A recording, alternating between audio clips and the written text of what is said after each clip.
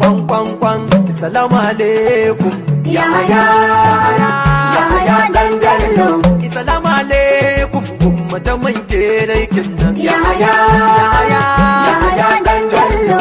Yahaya da akwai magana kaɗan gyara zaman nan.